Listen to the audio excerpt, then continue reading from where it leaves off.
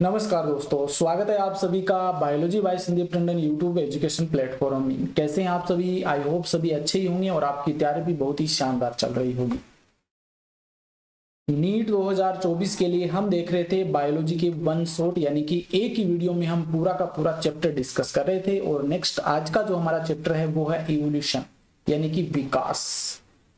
इससे संबंधित जितने भी प्रीवियस एग्जाम में, यानी कि पिछले जो नीट के एग्जाम हुए हैं जितने भी, उसमें जो क्वेश्चन पूछे गए वो सभी क्वेश्चन हम साथ में डिस्कस करने वाले हैं। और साथ में हम पूरी की पूरी इस चैप्टर की थ्योरी डिस्कस करेंगे। हम सभी को पता है कि लास्ट समय बचा है और लास्ट समय में हमें जो हमारा मेन हथियार है वो है एनसीईआरटी, क्योंकि आपके जितने भी क्वेश्चन पूछे जाते हैं वो एनसीईआरटी से कभी भी बाहर नहीं गए हैं और ना ही जाने वाले हैं। तो पूरी एनसीईआरटी को हमने फोकस करके ये पूरा का पूरा नोट्स है वो तैयार किया है, जो कि आपके नीट 2024 के एग्जाम के लिए बहुत ही हेल्पफुल रहने वाला है। तो स्टार्ट करते हैं बिना देरी करते हुए, क्योंकि पूरा चैप्टर डिस्कस करना है, ज्यादा इसमें हम बातें करेंगे नहीं। इसके साथ में एक खुशखबरी और बता देता हूं कि मैंने जो जो टॉपिक पढ़ा रहे हैं ना उनसे संबंधित इंपॉर्टेंट क्वेश्चन तैयार किए हैं। तो हम क्या करते हैं, अब आगे से एक क्लास सुबह एक शाम को इस प्रकार से रखेंगे, जिसमें सुबह वाली जो क्लास रहेगी वो थ्योरी की हो जाएगी। और ये साथ में जो क्वेश्चन मैंने इंक्लूड किए ना, ये तो पैराग्राफ के अकॉर्डिंग हमने इसमें ऐड किए हैं। इसके अलावा जो कुछ इंपॉर्टेंट क्वेश्चन बनते हैं उस टॉपिक से या उस चैप्टर से, वो भी हम साथ में डिस्कस करते हुए चलेंगे। तो जुड़े रहिए इस चैनल पर आपको बहुत कुछ मिलने वाला है। चलो स्टार्ट करते हैं। इवोल्यूशन यानी कि विकास। विकास का मतलब क्या होता है? विकास यानी किसी व्यक्ति का नाम है वही विकास है, वो नहीं है। इसमें क्या होता है, कोई भी व्यक्ति है वो व्यक्ति अपने आप में परिवर्तन करता है या उसमें कोई ना कोई चेंजेस होते हैं और वो चेंज करके अपने आप में कुछ परिवर्तन करके इस प्रकार से हो जाता है। पहले ये मान लीजिए एक इस प्रकार से था, फिर इस प्रकार से हो गया। जैसे यहाँ पर हमने ह्यूमंस का स्ट्रक्चर ऐड किया, जिसमें देखिए सबसे पहले ह्यूमंस की उत्पत्ति हम एक वानर से या बंदर से मानते हैं। तो पहले इस प्रकार का हुआ करता था, फिर धीरे धीरे इसमें कुछ क्लाइमेटिक परिवर्तन हुए और उसके लिए अपने आप को इन्होंने अनुकूलित किया, अडेप्टिव किया और करते करते आज की स्थिति में इस प्रकार का व्यक्ति है वो बन गया, इस प्रकार का ह्यूमन है वो बन गया। तो ये किस प्रकार से बना है, ये पूरी की पूरी चीजें हम आज इस लेक्चर के अंतर्गत डिस्कस करेंगे। विकास एक रूप से दूसरे रूप में एक व्यवस्थित परिवर्तन है, मतलब एक व्यवस्थित रूप से होने वाला परिवर्तन है। एक ये रूप है और एक ये, इनमें होकर के धीरे धीरे देखिए एक व्यवस्था के रूप में चलता हुआ एक ये परिवर्तन है। पहले व्यक्ति जो बंदर हुआ करते थे वो मतलब दोनों हाथों से दोनों पैरों से नीचे टेक करके वैसे चला करते थे, फिर धीरे धीरे खड़ा होना सीखा, फिर धीरे धीरे इसके जो आपकी बॉडी है उस बॉडी से धीरे धीरे जो रोम होते वो बाहर निकल गए। जो इसका सिर हुआ करता था वो बहुत बड़ा हुआ करता था, फिर ये छोटा हुआ। ये कुछ ऐसे ऐसे परिवर्तन हुए जो एक रूप है वो दूसरे रूप में एक व्यवस्थित रूप में चला, और इसे ही हम एवोल्यूशन या विकास कहते हैं। विकासवादी जीव विज्ञान जीवन रूपों के विकासवादी इतिहास का अध्ययन है। तो विकासवादी जीव विज्ञान यानी कि इवोल्यूशनरी जो बायोलॉजी है, अंग्रेजी में हम बात करें तो इवोल्यूशनरी जो बायोलॉजी है, इसको हम क्या कहते हैं, तो जो विकासवादी इतिहास है, जो हिस्ट्री है, जो विकास को रिप्रेजेंट करती है, उसका इतिहास बताती है, उसके अध्ययन को हम क्या कहते हैं, इवोल्यूशनरी बायोलॉजी कहा जाता है। जीवन की उत्पत्ति ये किस प्रकार से हुई है, तो इससे संबंधित कुछ इंपॉर्टेंट फैक्ट आपके एनसीईआरटी में दे रखे हैं, तो वो यहाँ पर मैं आपको बता देता हूँ। ब्रह्मांड की उत्पत्ति लगभग 20 अरब साल पहले एक विशाल विस्फोट से हुई है। यह माना जाता है कि 20 अरब साल पहले एक विशाल विस्फोट हुआ था, मतलब कुछ उल्का पिंड या फिर कह सकते हैं कुछ इस प्रकार के टकराव हुए थे, उनके टकराव होने से पृथ्वी का निर्माण हुआ या ब्रह्मांड का निर्माण हुआ। तो यह लगभग 20 अरब साल पहले माना जाता है। पृथ्वी का निर्माण लगभग 4.5 अरब साल पहले हुआ। देखिए ब्रह्मांड का 20 अरब साल और पृथ्वी का निर्माण हुआ 4.5 अरब साल पहले। प्रारंभिक पृथ्वी पर कोई वातावरण नहीं था। तो वर्तमान में हम जो वायुमंडल देखते हैं ना, इस प्रकार का कोई भी वातावरण नहीं था, ना ही पेड़ पौधे थे, ना ही जल था, ये कुछ भी वहां पर मौजूद नहीं था। पिघले हुए जो द्रव्यमान था, जो मतलब टकराने से आप मानते हैं कि पृथ्वी एक आग का गोला हुआ करती थी, तो आग के गोले में ये पेड़ पौधे तो रहते नहीं थे, तो उसमें क्या होता, पिघला, कुछ ऐसी जो चीजें वहां पे मिली वो पिघल गई, और पिघल करके क्या क्या चीजें उपस्थित थी उसमें, देखिए जलवाष्प के रूप में उसमें कुछ मौजूद था। साथ में मैथेन गैस है वो उपस्थित हुआ करती थी, वो वाष्प के रूप में उठ के गैसों के रूप में। कार्बन डाइऑक्साइड है, अमोनिया है, ये सभी क्या है उस जो हमारी पृथ्वी थी उसको चारों ओर से एक वायुमंडल के रूप में उनको घेर लिया था या ढक लिया था। और ये याद रखिए कि उस समय ऑक्सीजन नहीं उपस्थित नहीं थी, ये आपको याद रखना है। सूर्य से निकलने वाली पराबैंगनी किरणों ने पानी को H2 और O2 में तोड़ दिया। यानी कि इसके बाद में क्या हुआ, धीरे धीरे उसमें जो चेंजेस हुए उस चेंजेस के अकॉर्डिंग जो सूर्य था इससे जो अल्ट्रा वायलेट किरणें जो पराबैंगनी किरणें वो आई और जो H2O था उस H2O को क्या कर दिया, H2+O2 में तोड़ दिया। मतलब हाइड्रोजन गैस और ऑक्सीजन गैस यहाँ पे बन गई और हाइड्रोजन हल्का होने के कारण बच गया। हाइड्रोजन हल्का होने के कारण क्या हो गया, अलग हो गया, बच गया। ऑक्सीजन है मतलब स्वतंत्र रूप से यहां पर भी नहीं बनी, ये ऑक्सीजन जैसे निकलते किसी और के साथ इन्होंने क्रिया कर ली और नया पदार्थ बन गया, लेकिन हाइड्रोजन मुक्त हो गया। यहाँ पर ऑक्सीजन है, ऑक्सीजन को NH3 और CH4 के साथ मिलाकर के पानी और CO2 आदि बनाते हैं। कहने का मतलब जो ऑक्सीजन है ये अन्य के साथ क्रिया कर ली, यहाँ पर NH3, CH2O, CH4 ये सभी मिले और साथ में CO2 भी था, ये सभी मिले। देखिए दोबारा यहाँ पर लिख के बता देता हूँ ये चीजें मैं। H2O का निर्माण हुआ यहाँ पे और H2O का कैसे हो, देखिए NH3, CH4 और यहाँ पर था CO2। अब जब इसको ये पराबैंगनी किरणों के कारण टूटा तो एक तो H2 बना और एक ऑक्सीजन बना, लेकिन ये H2O तो मुक्त हो गया हल्का होने के कारण, ये हवा में या वायुमंडल में ऊपर की ओर चला गया, लेकिन ऑक्सीजन है ये इनके साथ में क्रिया करके CO2 बना लिया, साथ में H2O वापस बना लिया। ठीक है, ओजोन परत का निर्माण हुआ। ऑक्सीजन है बहुत सारे, यानी कि ऑक्सीजन है ये O2 के साथ में क्रिया करके O3 बना लिया और ओजोन एक लेयर बन गई आपकी पृथ्वी के ऊपर। जैसे ही यह ठंडा हुआ यानी कि पृथ्वी ठंडी हुई, जलवाष्प वो बारिश के रूप में गिरने लगी। जैसे गर्म थी ना उस समय जो जलवाष्प बन करके जो वायुमंडल या ऊपर की ओर चली गई, वो धीरे धीरे जैसे ठंडी हुई तो वो नीचे आ गई और महासागरों का निर्माण हुआ। पृथ्वी के निर्माण के बाद लगभग 500 मिलियन वर्ष पहले जीवन दिखाई दिया था। मतलब पृथ्वी का निर्माण हुआ था 4.5 अरब साल पहले और लगभग 500 मिलियन वर्ष पहले जीवन का विकास हुआ, ऐसा माना जाता है। जीवन की उत्पत्ति से संबंधित कुछ सिद्धांत दिए गए हैं, उनकी हम बात करते हैं। सहज पीढ़ी का सिद्धांत, जिसे जीवोत्पत्ति या स्वजनन सिद्धांत भी कहते हैं, या इसे हम कहते हैं थ्योरी ऑफ स्पॉन्टेनियस जनरेशन या बायोजेनेसिस या ऑटोजेनेसिस थ्योरी। इस थ्योरी का मतलब क्या होता है कि जो अजीवित पदार्थ थे, अजीवित पदार्थ थे, उसी से जीवन का विकास हुआ, ऐसा इस थ्योरी के अकॉर्डिंग बताया गया। किसमें कहा गया जीवन है वो सड़ने वाले पदार्थ जैसे कि भूसे, मिट्टी आदि से जीवन उत्पन्न हुआ। मतलब अजीवित जो पदार्थ है उसी से जीवन उत्पन्न हुआ है। लुई पास्चर ने प्रदर्शित किया कि जीवन केवल पूर्व मौजूद जीवन से ही आता है और इस सिद्धांत का खंडन, मतलब इसको खत्म कर दिया इस सिद्धांत को कि ऐसा बिल्कुल भी नहीं होता है कि मतलब अजीवित पदार्थों से जीवन का निर्माण हो सकता है। इसके लिए ऐसा बिल्कुल भी नहीं होता। ये लुई पास्चर ने इस जो रिफ्यूज कर दिया इस रूल को या इस सिद्धांत को, और इन्होंने बताया कि जीवन का निर्माण जो होता है वो पहले से मौजूद जीवन से ही होता है। पहले से जो जीवन उपस्थित था, पहले से कोई भी जीवित प्राणी उपस्थित था, उसी से नए जीवन या नए जीव का निर्माण होता है, ये लुई पास्चर ने बताया। और लुई पास्चर ने एक प्रयोग भी किया था, उस प्रयोग वो मक्खी वाला प्रयोग आप सभी लोगों ने पीछे छोटी कक्षाओं में पढ़ा भी होगा कि इन्होंने क्या किया, एक क्या फ्लास्क ले लिया, एक तो सीधा इस प्रकार से बिक्कर ले लिया, ऐसा मान लीजिए बिक्कर वाला बता देते हैं। इसमें कुछ मांस का टुकड़ा इस प्रकार से रखा, पहले में क्या खुला रख दिया, और दूसरा जो रखा था इसको हमने क्या कर दिया, एक कपड़े से बंद कर दिया, और तीसरे को हमने बिल्कुल ही बंद कर दिया। ठीक है, और यहाँ पर मांस का टुकड़ा इसमें भी रखा है। अब पहला जो खुला रखा था इसमें जो मक्खियां आकर इसके ऊपर बैठी तो इसमें क्या होगा, धीरे धीरे यहाँ पर कुछ बैक्टीरिया वगैरह वो उत्पन्न हो गई। ये कपड़ा ऊपर लगाया हुआ था, लेकिन कपड़े के ऊपर मक्खियां आकर के बैठने लगी, तो जिससे इसके जो अंडे थे वो इसमें गिरे तो यहाँ पर भी बन गए। लेकिन एक स्थिति ऐसी थी कि यहाँ पर इसको बिल्कुल ही बंद कर दिया, ना ही हवा जाने दी अंदर, तो इस कारण से मक्खियां है वो मक्खियां के जो अंडे वगैरह है या जो है वो अंदर नहीं जा पाए और यहाँ पर कोई भी जीवन का विकास नहीं हुआ। तब इन्होंने ये सिद्ध करके बताया कि लुई पास्चर ने कि जीवन जो है वो पहले से उपस्थित जीवन से ही आता है। इसके बाद में जो दूसरा सिद्धांत आता है वो है बायोजेनेसिस यानी कि जैव जनन। जैव जनन का मतलब पहले जो जीवित व्यक्ति है उसी से नए जीव का निर्माण हुआ है। इसमें कहा गया कि जीवन सड़ने एक मिनट ये थोड़ा सा ना पहले वाला ही मैंने मिस प्रिंटिंग हो गया है, तो इसको मैं आपको बता देता हूं अलग से। बायोजेनेसिस का मतलब होता है कि पहले से भी कोई जीव उपस्थित है ना, उसी से जीव का निर्माण हुआ है। और ये अभी जो प्रयोग बताया था वो प्रयोग ही है जो लुई पास्चर ने सिद्ध करके बताया था। तो ये मैंने ऐड नहीं किया, ये ऐड कर दूंगा नोट्स में, जब आपको ये नोट्स मिलेंगे ना तो उसमें ऐड करके बता दूंगा।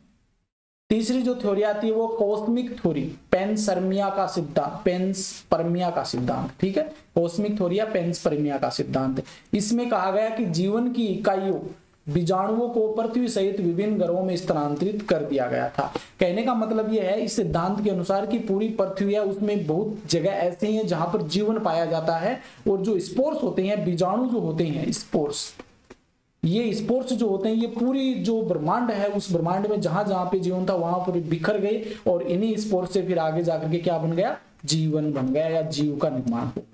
तो ऐसा इस सिद्धांत के अनुसार बताया गया, कॉस्मिक थ्योरी या पेंसपर्मिया का सिद्धांत के अकॉर्डिंग, कि इसमें बीजाणु है या जीवन की इकाई है वो बीजाणु माने गए थे जो विभिन्न ग्रहों पर स्थानांतरित कर दिए गए थे। नेक्स्ट है 4th नंबर का है स्पेशल क्रिएशन का सिद्धांत, विशिष्ट या स्पेशल क्रिएशन का सिद्धांत है। इसमें कहा गया है कि जीवित और निर्जीव कुछ अलौकिक शक्ति ईश्वर द्वारा बनाया गया है। मतलब इस पृथ्वी पर जितना भी जीवित चीजें हैं, जो जीवित चीजें हैं, इसके अलावा जो निर्जीव चीजें हैं, इन सभी को ईश्वर ने बनाया है। और ये डिटेल से हम जब कॉलेज वगैरह करते हैं ना उसमें आपको डिटेल से थ्योरी भी मिलती है। तो इसके अंदर लगभग 6 या 7 दिन है शायद, उस 7 दिन के अंदर पूरी पृथ्वी का निर्माण वो किया गया है ईश्वर के द्वारा। तो स्पेशल क्रिएशन का सिद्धांत ये हो गया। रासायनिक विकास का सिद्धांत ये क्या कहता है, और सबसे इंपॉर्टेंट ये सिद्धांत माना जाता है और सब सर्वाधिक मान्य सिद्धांत भी यही है, रासायनिक विकास का सिद्धांत। इसमें कहा गया कि जीवित और निर्जीव कुछ अलौकिक शक्ति ईश्वर द्वारा बनाया गया था। इसमें कहा गया मतलब ये इसके अकॉर्डिंग कहा गया, लेकिन इसको सही रूप देने के लिए क्या कहा गया कि जीवन का पहला रूप गैर जीवित अकार्बनिक पदार्थ और कार्बनिक अणुओं जैसे CH4, NH3, H2O, शर्करा, प्रोटीन, न्यूक्लिक एसिड आदि से उत्पन्न हुआ था। और जीव जनन पहले, लेकिन जैव जनन तब से है। कहने का मतलब यह है इस सिद्धांत के अनुसार कि जो रासायनिक पदार्थ है, जैसे यहां पर हम बात करें अकार्बनिक रासायनिक पदार्थ हो गए, कार्बनिक रासायनिक पदार्थ हैं। इसके अलावा बात करें CH4 है, NH3 है, H2O है, शर्करा है, प्रोटीन, न्यूक्लिक एसिड, इन सभी से क्या होता है, जीवन का निर्माण हुआ है। कहने का मतलब जो रासायनिक पदार्थ हैं उनसे जीवन की उत्पत्ति हुई है, ये सिद्धांत कहता है रासायनिक विकास का सिद्धांत। तो ये सिद्धांत है, इनमें सर्वमान्य सिद्धांत ये माना जाता है। और इसको बाद में जो यूरो और मिलर थे उन्होंने इसको प्रूफ करके भी दिखाया था, और ये सर्वमान्य सिद्धांत इसी कारण कहते हैं। और यहाँ से 2007 में क्वेश्चन भी पूछा गया है। देखो कुछ यहाँ पर आज कुछ इस नोट्स के अंदर यहाँ पे मैंने बताया था ये, हाँ ये वाला, इसमें कुछ दिक्कत है, तो ये वाला जो है इसको हम दोबारा से सही कर देंगे, कोई दिक्कत नहीं आएगी। यूरे व मिलर का सिद्धांत ये इंपॉर्टेंट है, इस सिद्धांत को पहले समझ लेते हैं, उसके बाद में हम आगे बात करते हैं। देखिए ये जो स्ट्रक्चर है ये थोड़ा सा ध्यान में रख लेना, यहाँ से क्वेश्चन बन सकता है। इन्होंने क्या किया, यहाँ पर एक वाटर लिया, जल को लिया जो कि समुद्री जल था, इसको यहाँ पर गर्म कर दिया, हीट सोर्स गर्म किया। गर्म करने के बाद यहाँ से जो भाप निकली थी ये होती हुई यहाँ पर आ गई। यहाँ पर कुछ इलेक्ट्रोड्स लगा दिए, ये प्लस और ये माइनस इलेक्ट्रोड्स लगा दिए, जिससे कि इसको विद्युत प्रदान की जाए या लाइट दी जाए। और यहाँ पर पहले से देखिए H2O, CH4, NH3 और H2 गैस ये उपस्थित थी। ये गैसें यहाँ पर उपस्थित थी जो कि प्रिमिटिव एटमॉस्फेयर, जो आदिम प्रकार का वातावरण था ना जिसमें ये गैसें पाई जाती थी, उसी प्रकार का वातावरण यहाँ पर यूरे व मिलर ने क्रिएट किया। तो यहाँ पर H2O है, CH4 है, NH3 है, H2 है, ये गैसें उपस्थित थी। देखिए H2O तो बाद में बनता है, लेकिन यहाँ पर मैंने बता दिया कि जलवाष्प के रूप में H2O भी मौजूद था। अब यहाँ पर पहले से इलेक्ट्रिक या जो लाइटिंग है वो दी गई थी, देने के कारण यहाँ पर कुछ स्पार्क उत्पन्न हुए, जैसे बिजली होती है ना उसी प्रकार के स्पार्क उत्पन्न हुए। और उत्पन्न होने के बाद में यहाँ पर क्या किया गया, कूलिंग सिस्टम लगाया गया। इधर से पानी अंदर गया और इधर से बाहर निकला, और निकलने से क्या हो गया, कंडेंसर जिसे हम बोलते हैं, यहाँ पर जो भाप बन के आई थी तो वो क्या हो गया, ठंडा होने लगा, और ठंडा होते होते यहाँ पर आकर के वो जमा हो गया, यहाँ पर जमा हो गया, और बाद में देखा कि इसमें कुछ कार्बनिक पदार्थ है उनका निर्माण हो गया, और कार्बनिक पदार्थ में विशेषकर फैट्स हैं, न्यूक्लिक एसिड है, इस प्रकार के कुछ कार्बनिक पदार्थ वो बन गए। तो इन्होंने इस प्रकार से सिद्ध करके बताया कि पुराना जो जैसे वातावरण था पहले के समय में, आदिम वातावरण, उसी प्रकार का उन्होंने वातावरण दिया। कुछ गैसेज हैं वो इसमें ले, और लेने के बाद इधर से जो वाटर है उसकी वेपर है या कह सकते हैं गैस के रूप में यहाँ पर प्रवाहित किया, इलेक्ट्रोड लगा दिए जिससे स्पार्क हुआ। तो यहाँ से होता हुआ ये जो कुछ भी पदार्थ बनाना, ये यहाँ पर होता हुआ ये नीचे की ओर जा रहा था, और यहाँ पर कूलिंग सिस्टम लगा दिया जिससे ये ठंडा हो गया, ठंडा आकर के यहाँ पे जमा हो गया, और जमा होने से क्या हुआ, यहाँ पर कुछ ऑर्गेनिक कंपाउंड बन गए जिसमें आपका फैट्स हो सकता है, न्यूक्लिक एसिड हो सकते हैं, इनका निर्माण यहाँ पर हो गया। ये प्रयोग करके बताया था यूरे व मिलर ने। 1953 में हेराल्ड यूरे और स्टेनले मिलर ने प्रयोगात्मक रूप से रासायनिक विकास के सिद्धांत को साबित किया। जो पिछला सिद्धांत पढ़ा था ना 5 नंबर का, उसको साबित किया इन्होंने, सिद्ध किया। तो इन्होंने आदिम पृथ्वी यानी कि उस समय जो पृथ्वी हुआ करती थी उसमें किस प्रकार का वातावरण था वो पैदा किया, जैसे कि उच्च तापमान, हाई टेम्परेचर, टेम्परेचर पे क्वेश्चन आ जाता तो लगभग ये 800 डिग्री सेल्सियस टेम्परेचर रखा था उसने, ये पूछ लिया जाता है। ज्वालामुखी, तूफान, CH4 मेथेन गैस हुआ करती थी, अमोनिया है, H2O है, हाइड्रोजन गैस है, इन सभी को वातावरण में उपस्थित करवाया और इस प्रकार की स्थिति उन्होंने पैदा की।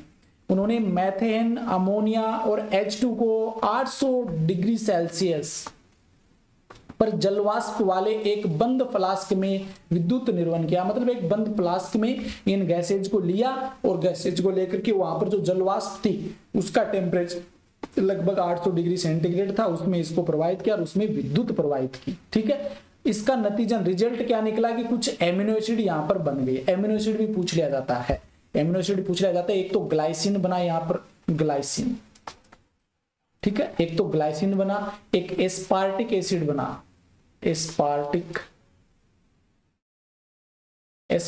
एसिड यहां पर बना, ग्लाइसिन और एस्पार्टिक एसिड। ये जो कुछ एमिनो एसिड हैं जिनके नाम आपको याद रखने हैं क्योंकि यहां से भी क्वेश्चन बन सकता है कि कौन से एमिनो एसिड बने। अब क्वेश्चन ये बनता है कि इनका अनुपात क्या था, कि हमने CH4 लिया, NH3 लिया, H2 लिया, इनका अनुपात क्या हुआ करता था, तो यहां पर 2:1:2 ये अनुपात था इनका। ठीक है, याद रख लेना, CH4, NH3 और H2 इनका अनुपात 2:1:2 था, जो नीट 2020 में यहां से क्वेश्चन भी बना। देखिए क्वेश्चन यहाँ पर 3-4 प्रकार के बन सकते हैं। एक तो क्या टेम्परेचर पूछ लिया जाता है, एक कौन सा एमिनो एसिड नहीं बना, ऐसा क्वेश्चन आ जाता तो ग्लाइसिन, एस्पार्टिक एसिड और इनका अनुपात पूछ लिया जाता। ये चीज आपको याद रखनी है। इसी तरह के प्रयोगों में अन्य लोगों ने शर्करा, नाइट्रोजन बेसेज जो अम्ल क्षार होते हैं वो नाइट्रोजन बेसेज, सॉरी ये दोनों को मिला करके गलती से बोलते हैं, नाइट्रोजिनस बेस, नाइट्रोजिनस बेस या क्षारक कौन से होते हैं, adenine, guanine, cytosine, uracil, thymine, ये है। इनका निर्माण किया किसी ने, पिगमेंट का, रंग द्रव्य का निर्माण किया किसी ने, वसा का निर्माण किया। तो इस प्रयोग के आधार पर कुछ अन्य वैज्ञानिकों ने इस प्रकार के और प्रयोग किए जिसमें शर्करा, नाइट्रोजन, नाइट्रोजनस बेसेज हैं, क्षारक हैं, इनका, पिगमेंट्स का और वसा का, इनका निर्माण करके देखा। जीवन का पहला गैर कोशिकीय रूप 3 अरब साल पहले उत्पन्न हुआ, यानी गैर कोशिकीय जिसमें कोशिका के कुछ भी गुण नहीं थे, वो जो जिससे कोशिका की उत्पत्ति हुई है लेकिन उसमें कोशिका के गुण नहीं थे, उसकी जो निर्माण है वो 3 अरब साल पहले हुआ। वे आरएनए, प्रोटीन और पॉलीसेकेराइड थे। ये क्या थे, आरएनए हो सकता है, ये प्रोटीन हो सकता है, पॉलीसेकेराइड हो सकते हैं। तो ये ऐसे पदार्थ जिनमें कोशिका का कोई भी गुण नहीं था लेकिन ये कोशिका के लिए बहुत महत्वपूर्ण थे। इनका निर्माण, इन्हीं से आगे जाकर के सेल्स का निर्माण होता है। ये प्रयोग हमने देख लिया अच्छे से, यहां से क्वेश्चन बन सकता है, जो बन सकता है वो मैंने आपको बता दिया है।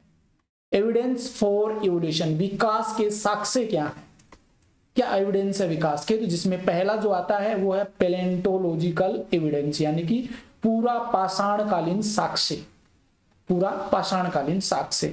जीवाश्म विज्ञान, यह है जीवाश्मों का अध्ययन है। जीवाश्म विज्ञान के अंतर्गत हम क्या करते हैं, जीवाश्मों का अध्ययन करते हैं। जीवाश्म चट्टानों, पृथ्वी की जो पपड़ी होती है उसके ऊपर में पाए जाने वाले जीवन रूपों के अवशेष हैं। जीवाश्म विकास के लिए एक दस्तावेज है, यानी कि एक प्रूफ है, ये कह सकते हैं। तो जीवाश्म किसे कहते हैं कि पृथ्वी पर पुराने समय में जो पेड़ पौधे मान सकते हैं, जीव जंतु मान सकते हैं, वो दब गए और उनकी एक स्ट्रक्चर सी वहां पे बन गई। ऐसे कुछ अवशेष यहाँ पर बने जो कि नष्ट नहीं हुए हैं वर्तमान में, तो वो जो होते हैं वो कहलाते हैं जीवाश्म। जीवाश्म का महत्व क्या होता है? फाइलोजेनी, यानी कि उसकी जो वंश, किस प्रकार से उसकी उत्पत्ति हुई है, कौन कौन से उसके वंश हुआ करते, उनका पता करना इनका मेन मतलब जीवाश्मों का महत्व के अंतर्गत आता है। विकासवादी इतिहास या नस्ल का इतिहास क्या है? मतलब कोई भी जीव है, जैसे डायनासोर है तो डायनासोर का वंश क्या है, उसके बारे में जानकारी है वो जीवाश्मों के द्वारा प्राप्त हो सकती है। किस किस प्रकार के डायनासोर हुआ करते थे, ऐसे जैसे आर्कियोप्टेरिक्स है जिसके अंतर्गत पक्षी और रेप्टाइल्स के गुण हुआ करते थे, तो इनका वंश क्या था, किस प्रकार से इनके पूर्वज हुआ करते थे, वो सभी जानने के लिए फाइलोजेनी जीवाश्मों का बहुत महत्व है। इसके अंतर्गत का अध्ययन करना, फाइलोजेनी का अध्ययन करना, जैसे कि घोड़े का विकास कैसे हुआ है, जीवों के दो समूहों के बीच संपर्क लिंक का अध्ययन करने के लिए यहाँ पर एग्जाम्पल दे रखा आर्कियोप्टेरिक्स, और आर्कियोप्टेरिक्स हम जानते हैं पक्षी और रेप्टाइल्स यानी कि सरीसृप, इनके दोनों के गुण हुआ करते थे, क्योंकि इसमें पंख भी उपस्थित थे और चोंच हुआ करती थी, चोंच में इसके दांत भी पाए जाते थे। इसके अलावा हम बात करें ज्यादा लंबे समय तक ये उड़ भी नहीं सकते थे, तेज चला करते थे, तो पक्षियों से संबंधित गुण भी थे इसमें, रेप्टाइल से संबंधित गुण थे, जैसे छिपकली होती है ना उस प्रकार के गुण देखे जाते थे। तो इस कारण इसे हम इन दोनों की लिंक या योजक कड़ी हुई कहते हैं आर्कियोप्टेरिक्स। विलुप्त जानवरों के बारे में अध्ययन करना, जो विलुप्त हो चुके हैं उन जीव जंतुओं के बारे में पता करना, जैसे कि डायनासोर वर्तमान में नहीं पाए जाते, हमें क्या पता डायनासोर हुआ करते थे, क्योंकि उसके जीवाश्म मिले हैं, उस आधार पर हम पता कर सकते हैं कि कौन से समय में जीवाश्म हुआ करते थे। विभिन्न तलहटी चट्टानों परतों में जीवाश्मों का विश्लेषण करके भूवैज्ञानिक अवधि के बारे में अध्ययन करना। भूवैज्ञानिक मतलब पृथ्वी के बारे में, इस पे कौन से समय में कौन से जीव उपस्थित है, उन सभी के बारे में पता करना, ये जीवाश्मों के आधार पर ही किया जा सकता है। अध्ययन से पता चलता है कि जीवन के रूप समय के साथ बदलते हैं, यानी कि जीवाश्मों के अध्ययन के साथ पता चलता है कि जीवन के रूप हैं, पहले डायनासोर किस प्रकार के हुआ करते थे, वर्तमान में किस प्रकार के जीव हैं, पहले किस प्रकार के जीव हुआ करते थे, तो ये सभी हैं। जैसे जैसे समय बदलता है उनका जीवन काल भी बदलता रहता है। कुछ जीवन रूप, कुछ भूगर्भ ये समय अवधि तक ही सीमित हैं। तो वर्तमान में डायनासोर नहीं पाए जाते, तो पहले हुआ करते थे, वर्तमान में नहीं है। पहले मनुष्य नहीं हुआ करते थे, आज मनुष्य हैं। तो ये कुछ परिवर्तन हैं जो कि समय के साथ साथ होते रहते हैं। सेकंड जो दूसरा प्रकार आता है एविडेंस के अंतर्गत, वो है मोर्फोलॉजिकल एंड एनाटॉमिकल एविडेंस, आकारिकी और शारीरिकी साक्ष्य।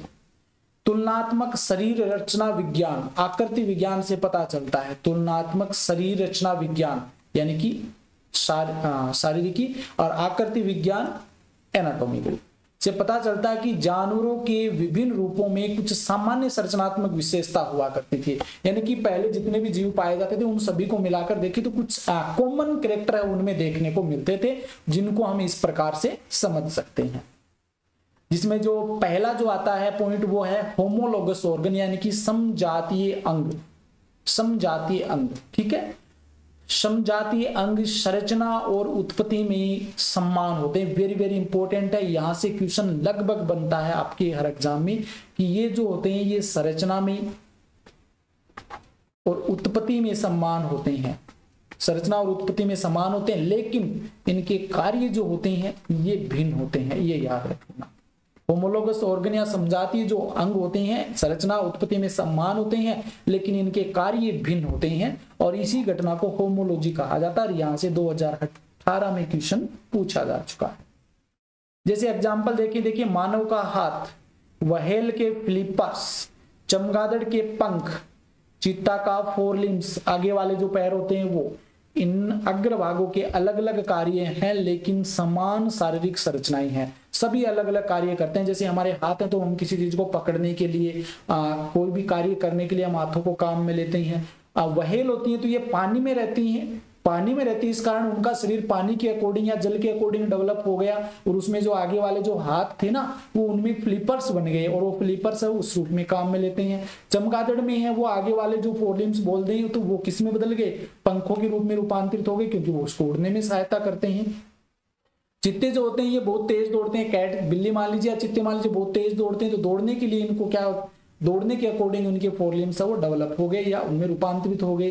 तो ये क्या है, इनकी जो शारीरिक संरचना देखिए तो वो सभी समान है, लेकिन इन सभी के कार्य अलग अलग हैं। हाथ से हम पकड़ने वगैरह का कार्य करते हैं, फ्लीपर से ये अपने आप को तैरने के लिए, पंख से उड़ने के लिए, फोरलिम्स से दौड़ने के लिए। तो ये अलग अलग कार्य हैं, लेकिन इनकी संरचनाएं समान है। जैसे हम बात करें इनमें हड्डियां ह्यूमरस होती है सभी के अंदर, रेडियस अल्ना होती है, कार्पल्स होते हैं, मेटाकार्पल्स होते हैं, फेलेंजेस होती हैं, ये सभी चीजें इनकी शारीरिक संरचना में देखें तो पाई जाती है, लेकिन इनके कार्य अलग होते हैं। और नीट 2018 में यहाँ से क्वेश्चन बना है।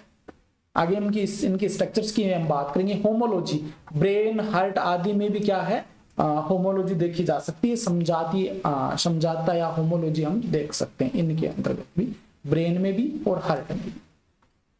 आगे देखिए यहाँ पर एक बार इन स्ट्रक्चर्स को समझ लिए। पुराने समय में इस प्रकार के जीव हुआ करते थे, मान लीजिए उसमें फिर इनसे क्या क्या हुआ, ह्यूमंस के अंदर इस प्रकार का हाथ विकसित हो गया, कैट के अंदर ये देखिए, हॉर्स के अंदर देख लीजिए, बैट में, डॉल्फिन में, सभी में ये जो ह्यूमरस है, रेडियस अल्ना है, कार्पल्स, मेटाकार्पस, फेलेंजेस पाई जाती है। लेकिन होता क्या है कि इनके कार्य अलग अलग हो गए, लेकिन इनका जो ओरिजिन है वो समान है। यहाँ पर देख सकते हैं आप, ये मैन है, मैन में देखो आगे वाला जो हाथ देखिए तो ये होता है, चित्ते में देखिए तो ये देखिए हड्डियां वही पाई जाती है, सेम चीजें हैं, लेकिन वो दौड़ने के लिए अनुकूलित हो गया, व्हेल में तैरने के लिए अनुकूलित हो गया, और जो बैट चमगादड़ होती है उसमें उड़ने के लिए अनुकूलित हो गया। तो ये होमोलोगस ऑर्गन है जो आपको याद रख लेने हैं, एग्जाम्पल बहुत ज्यादा पूछे जाते हैं। पौधों की हम बात करें तो पौधों में भी होमोलॉजी देखने को मिलती है, जैसे बोगनविलिया के कांटे और कुकुरबिटा के टेंड्रिल्स। बोगनविलिया के कांटे, ये देखिए बोगनविलिया में ये वाले जो कांटे होते हैं ये, और जो कुकुरबिटा है, कुकुरबिटा में ये टेंड्रिल्स हो गए इस प्रकार से, ये कुकुरबिटा में टेंड्रिल्स हो गए। ये क्या है, ये भी एक होमोलोगस ऑर्गन्स होते हैं, ठीक है ना, ये भी होमोलोगस ऑर्गन। 2008 में यहां से क्वेश्चन बना है। समझातीय अंगों की उत्पत्ति अपसारी विकास, डाइवर्जेंट इवोल्यूशन के कारण होती है, ये बहुत ही इंपॉर्टेंट है। डाइवर्जेंट इवोल्यूशन के कारण, डाइवर्जेंट इवोल्यूशन होता क्या है, देखिए एक बार इस चीज को समझिए। मान लीजिए ये कोई क्षेत्र है, यहां पर बहुत सारे जीव पाए जाते थे, तो यहां से क्या हुआ था, कुछ जीव है वो पानी में पहुंच गई। देखिए समझें ये चीज, कुछ जीव है इसी वातावरण में रह गए, मतलब सेम ऐसा ही वातावरण यहाँ पर थल मान लीजिए, ठीक है। कुछ जीव है वो उड़ने से संबंधित अनुकूलित हो गए, ठीक है, और कुछ चित्ते वगैरह उनको दौड़ने के लिए चाहे तो वो दौड़ने से संबंधित अनुकूलित हो गए। तो इस प्रकार से इनमें जो डेवलपमेंट होता है, ये जो विकास होता है, ये कहलाता है अपसारी विकास। मतलब एक स्थान से दूर दूर जैसे जैसे गए ना, उसी स्थान के अकॉर्डिंग उनमें अनुकूलित हो गया। जैसे पानी के लिए व्हेल हम एग्जाम्पल ले सकते हैं, फ्लिपर्स बन गई। यहाँ पर मनुष्य का एग्जाम्पल ले सकते हैं जिसमें हाथ बन गए, ठीक है। उड़ने के लिए यहाँ पर चमगादड़ का एग्जाम्पल ले सकते हैं, चमगादड़ जिसमें क्या हो गए, पंख बन गए, आगे वाले जो होते पंख में रूपांतरित हो गए। और दौड़ने के लिए चित्ते का एग्जाम्पल ले सकते हैं। तो ये डाइवर्जेंट इवोल्यूशन है, अलग अलग जो क्षेत्र हैं, भौगोलिक क्षेत्र हैं, उनके अकॉर्डिंग इनमें क्या हो गया, विकास हो गया। यह वह विकास है जिसके द्वारा संबंधित प्रजातियां भिन्न पर्यावरणीय परिस्थितियां, ये बता चुका हूं आपको, भिन्न पर्यावरणीय परिस्थितियों में जीवित रहने और अनुकूलन करने के लिए कम समान हो जाती है, इनमें डिफरेंस पैदा हो जाता है। 2018 में यहां से क्वेश्चन बना है। होमोलॉजी सामान्य वंश को इंगित करती है, कॉमन एंसिस्टर को इंगित करती है। मतलब ये सभी चीजें हमने पढ़ी है, देखिए मनुष्य, चमगादड़, व्हेल, चित्ता, इन सभी को देखने के बाद, इनकी जो शारीरिक संरचना देखने के बाद हमें पता चलता है कि इन सभी का एक वंशज हुआ करता था, इन्हीं से ये सभी विकसित हुए हैं। आगे देखिए एनालोगस ऑर्गन, नेक्स्ट आता है एनालोगस ऑर्गन यानी कि समवर्ती अंग। ये समान कार्य वाले अंग, मतलब इनका जो शारीरिक संरचना है, संरचना और उत्पत्ति, संरचना और जो ओरिजिन होता है, उत्पत्ति, ये तो भिन्न होती है इनकी, उसका उल्टा हो जाएगा। जबकि इनके कार्य जो होते हैं ये समान होते हैं, कार्य समान होते हैं और उत्पत्ति भिन्न होती है। तो समान कार्य करने वाले अंग लेकिन अलग अलग संरचना होती है और उत्पत्ति इनकी डिफरेंट होती है, और ये घटना कहलाती है एनालॉगी। इंपॉर्टेंट है, इनके एग्जाम्पल याद करना। कीटों के पंख काइटिन के पतले फ्लैप से बने होते हैं, कीटों के जो पंख होते हैं वो पक्षियों के पंख जो होते हैं वो अग्र जो भाग फोरलिम्स होते हैं उनमें रूपांतरण या मॉडिफिकेशन होने से बनते हैं। ऑक्टोपस जो होते हैं इनमें जो रेटिना होती है वो त्वचा से बनती है। रेटिना मतलब आंख जो होती है, और स्तनधारियों के अंदर भ्रूण के विकास के समय क्या होता है, मस्तिष्क से रेटिना बनती है आंखों की। तो ऑक्टोपस और जो स्तनधारी भ्रूण स्तनधारियों की हम बात करें तो इनकी जो आंखें एक जैसी हमें नजर आती है, लेकिन इनका जो हम बात करें कार्य एक जैसा होता है, लेकिन संरचना और उत्पत्ति अलग अलग होती है। ऑक्टोपस में रेटिना त्वचा से बनती है और जो स्तनधारी है इसमें मस्तिष्क से रेटिना बनती है। 2013 में यहाँ से क्वेश्चन बना है। पेंगुइन और डॉल्फिन के फ्लिपर्स, देखिए डॉल्फिन में जो फ्लिपर्स होते हैं वो काम क्या करते हैं, तैरने का, जबकि पेंगुइन में भी तैरने का काम करते हैं, लेकिन पेंगुइन क्या होते हैं, पक्षी होते हैं ये। तो ये इस प्रकार से रूपांतरित हो गई है। 2020 में यहाँ से क्वेश्चन बना है। शकरकंद, इसमें जो मॉडिफिकेशन या मॉडिफाइड रूट होती है, आलू होता है उनमें संशोधित तना होता है। ये काम एक ही करते हैं, फूड को स्टोरेज करने का काम करते हैं, लेकिन ये रूट होती है मॉडिफाइड रूट होती है और ये मॉडिफाइड स्टेम होता है, ये फर्क होता है। कीटों की जो श्वास नली होती है जो कि एक्टोडर्म से विकसित होती है, जबकि कशेरू के जो फेफड़े होते हैं काम एक ही है इनका श्वसन का, लेकिन ये एंडोड्रम से विकसित होती है। श्वास नली एक्टोड्रम से, और कशेरू का जो फेफड़े होते हैं ये एंडोड्रम से विकसित होते हैं। और नीट 2014 में ये क्वेश्चन पूछा गया है। कहने का मतलब उत्पत्ति संरचना अलग अलग, काम एक जैसा है इनका। और एग्जाम्पल देखें तो ये आप देख सकते हैं, ये पक्षियों के जो पंख होते हैं ये देख सकते हैं, और चमगादड़ के जो पंख होते हैं ये हो गए, और इंसेक्ट के पंख जो होते हैं ये काम एक का उड़ने का, लेकिन इनकी संरचना और स्ट्रक्चर है वो अलग अलग, संरचना और उत्पत्ति अलग अलग होती है। आप इनका एग्जाम्पल देख लो। अनुरूप या समवर्ती अंगों की उत्पत्ति अभिसारी विकास के कारण हुई है, कॉन्वर्जेंट विकास के कारण हुई है, और ये नीट 2016 में पूछा गया है। होमोलोगस जो है वो तो आपका अपसारी हो जाएगा, डाइवर्जेंट, और समवर्ती अंगों की उत्पत्ति अभिसारी, ठीक है, कॉन्वर्जेंट विकास के कारण हुई है। एक एग्जाम्पल आपको बता देता हूं, यहां पर समझ में आ जाएगा एक एग्जाम्पल से। मान लीजिए पानी है, पानी में आपकी व्हेल आ गई और इधर से आपका पेंगुइन आ गया, पेंगुइन, ठीक है। पेंगुइन क्या है, एक पक्षी है, और व्हेल एक स्तनधारी है। तो व्हेल के अंदर जो आगे वाले फोरलिम्स होते हैं ये फ्लिपर्स बन गए, फ्लिपर्स, और इसके पेंगुइन के अंदर ये भी क्या हो गए, फ्लिपर्स बन गए। इनकी जो स्ट्रक्चर होती है इनकी फ्लिपर्स की ये डिफरेंट होती है, लेकिन ये बाहर से आकर के एक वातावरण में आ गई, और एक वातावरण में आने से इनमें क्या हो गया, एक परिवर्तन हो गया, मतलब केंद्र की ओर जा रहे हैं। ये जो स्थान होता है ना, इस स्थान के अंदर एक स्थान पर आने के कारण इनमें परिवर्तन या विकास देखने को मिलता है। और ये जो समान परिस्थिति कह सकते हैं, इसको समान वातावरण कह सकते हैं, या समान भौगोलिक परिस्थिति कह सकते हैं। इस समान भौगोलिक परिस्थिति में आने से इन दोनों में समान परिवर्तन हुए, और ये कहलाता समवर्ती अंग या एनालोगस ऑर्गन के अंतर्गत अभिसारी विकास। यह विकास है जिसके द्वारा असंबंधित प्रजातियां, मतलब दोनों अलग अलग हैं, समान पर्यावरणीय स्थिति में जीवित रहने और अनुकूलन करने के लिए अधिक समान हो जाती है। मतलब एक भौगोलिक स्थिति एक जैसी है लेकिन अलग अलग प्रजाति है, लेकिन इनको दोनों को तैरना है तो तैरने के लिए इनमें फ्लिपर्स दोनों में बन जाते हैं। आगे देखिए, तीसरा आता है अनुकूली विकिरण, एडेप्टिव रेडिएशन। जैव भौगोलिक साक्ष्य क्या है? अनुकूली विकिरण एक भौगोलिक क्षेत्र में भिन्न प्रजातियों का विकास है। एक भौगोलिक क्षेत्र है उसमें अलग अलग प्रजातियों का विकास होता है, वो होता है अनुकूली विकिरण, जो कि एक बिंदु से शुरू होता है। 2012 में ये क्वेश्चन पूछा जा चुका है। गैलापागोस द्वीप समूह में डार्विन की फिंचेज। तो डार्विन ने क्या होगा, एक द्वीप था उसके ऊपर जो अलग अलग पक्षी हैं उनका अध्ययन किया था। देखिए यहाँ पर ये बता देता हूँ, एडेप्टिव रेडिएशन, यहाँ पर अलग अलग प्रकार की देखिए जो फिंचेज मतलब चोंच की आगे की बात कर रहे हैं, तो ये अलग अलग प्रकार की इन्होंने देखी थी। अलग अलग प्रकार की चोंच आप देख सकते हैं, आगे से इनकी बनावट अलग अलग होती है। यहाँ पर हम बात करें तो अलग अलग जो वातावरण एक जैसा हो, जो कौन सा स्थान बताया था, गैलापागोस द्वीप में अलग अलग पक्षी पाए गए। उन पक्षियों में देखा गया कि सभी की जो चोंच होती है या फिंच होती है वो अलग अलग प्रकार की देखी गई।